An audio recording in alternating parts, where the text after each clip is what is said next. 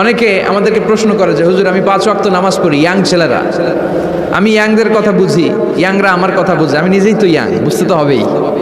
তো অনেকে আমাকে প্রশ্ন করে যে হুজুর আপনাদের আলোচনাগুলো শুনে আমার জীবনের মোড় পরিবর্তন হয়েছে, কিন্তু এই পর্নোগ্রাফির করাল গ্রাস থেকে আমি নিজেকে বাঁচাতে পারছি না। আমি নামাজও পড়ি, আবার অশ্লীল ভিডিও দেখি। আমি সকালে তওবা করে বিকেলে দেখি, বিকেলে তওবা করে সকালে দেখি। এরকম সমস্যা আমার অনেক যুবক ভাইদের আছে না নাই? তোমাদের যাদের এই সমস্যা তাদের মোবাইলের ওয়েলকামিং নোটে তুমি লিখে রাখবে আল্লাহ ইজ ওয়াচিং মি, মানে আল্লাহ আমায় দেখছেন।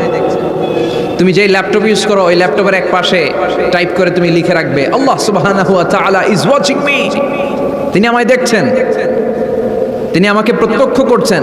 পৃথিবীর কেউ দেখে না, দরজা বন্ধ করে, লাইট অফ করে, জানালার পর্দা নামিয়ে দিয়ে একা একা লুকিয়ে লুকিয়ে অশ্লীল ভিডিও আমি দেখছি, কেউ দেখে না, দেখে কে? এজন্য আল্লাহর ভয়টা মুমিনের অন্তরে সব সময় থাকা চাই। আল্লাহর ভয় যদি কোনো মুমিনের অন্তরে থাকে, সে মুমিন কখনো পথ ভুলে যায় না, ঠিক কি না?